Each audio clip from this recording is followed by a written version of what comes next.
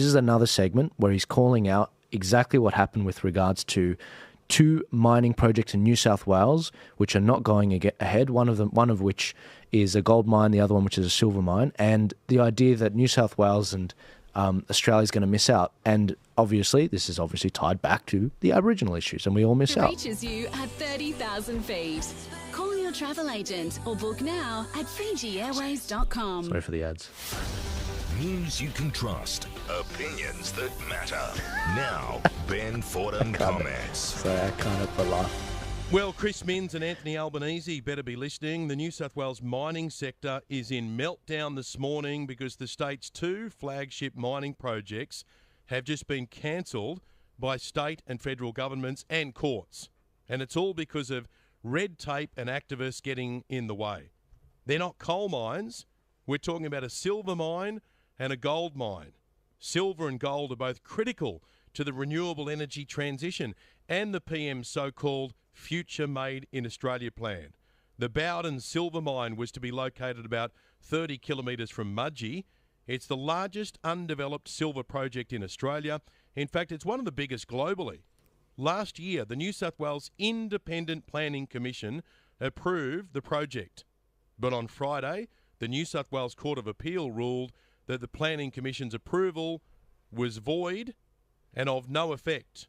But wait until you hear the reason. The ruling was based on concerns that the mine's 13-kilometre transmission line will have a negative environmental impact. So it's not the mine itself that's the problem, it's the transmission line. The Court of Appeal has ruled a silver mine can't go ahead because the transmission lines will impact the environment. This is despite the fact that in order for the renewable transition to happen, transmission lines need to be built everywhere. We're told the project now has to go back to the beginning of the approvals process. It'll take years and cost millions. And that's why the project's share price tanked by 40% on the ASX on Friday afternoon. 50% of the world's silver is used for industrial applications, including solar panels, electronics and batteries. And demand for silver by solar panel manufacturers is forecast to increase almost 170% by 2030. But in New South Wales, we're shutting down silver mines and we're hurting the mum and dad investors who back them in. But there is hope because Chris Minns can step in.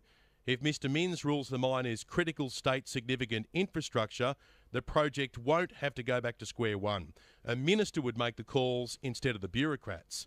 The second project that's been screwed over is the McPhillamys gold mine between Orange and Bathurst. It had all the federal and state government approvals, but out of nowhere, the Environment Minister Tanya Plibersek has stopped it.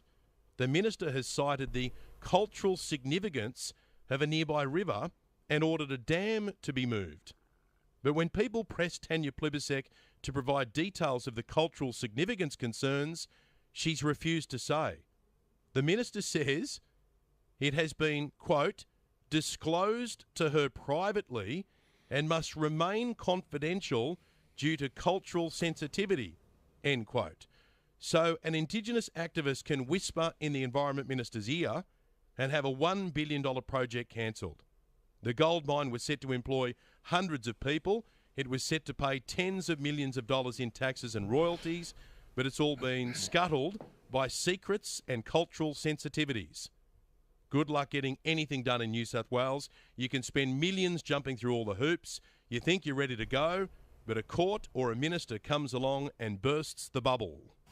Terrible. Absolutely terrible. I mean, how is anyone meant to invest in Australia at all when they see this sort of thing? What do you think? Yeah, I agree. Look, when I was in Parliament, I was on the Economic Development Committee into greenfields mining in Victoria. Now, back in the 1850s, Victoria was a place to be for gold. We built our Parliament House from it, and lots of the infrastructure from gold. Now, successive governments, including particularly this one, want to shut down mining in a state that has plenty of gas. We're not talking about that today, but plenty of gas, plenty of coal, and yet we're putting ourselves into renewals all because this environment thing that's the religion of environment, the religion of climate change, that once again, it's the lefties who are pushing this thing. Plibersek is the Environment Minister, a Labor minister. And they're pushing this thing. And unfortunately, the Libs, our Conservatives, supposedly, are going further to the left as well. Yeah, and it's like, okay, believe in climate change. If you need, if you want to do all these solar panels, the biggest one in Australia has just been approved today.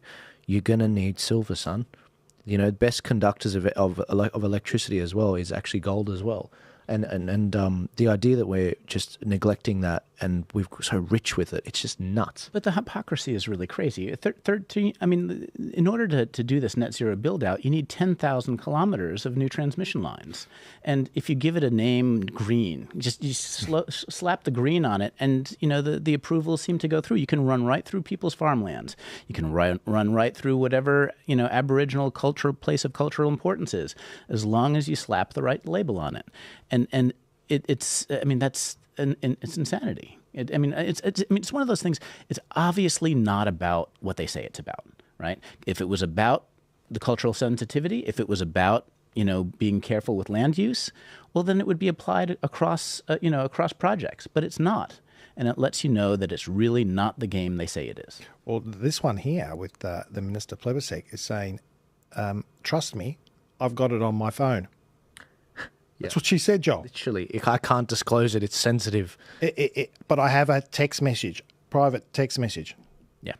And we'll make our decision on that. Not credible. Wow. Not credible. Not remotely credible. It's shocking. It's shocking because it's literally like, were you corruptly given money from this industry or that industry or XYZ? We have no idea. You've left it in the air. Well done. The guys, the guys living in the Central West out in Blaney are really going to hurt it. And McPhillamy is where it was going to be, about 50, 100 kilometres west of Bathurst.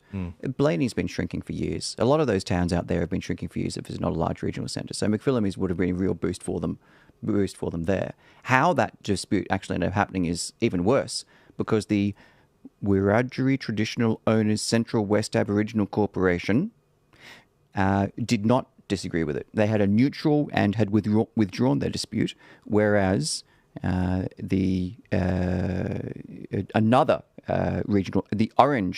Orange Local Land Council was firmly against it.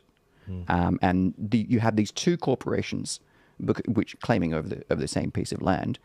You have this fourth level of government, fifth level of government, which then you need to seek permission from, which is why McPhillamys didn't go ahead, despite what we're talking about, a short power line. The same day they approved Sun Cable, which was 800 kilometres.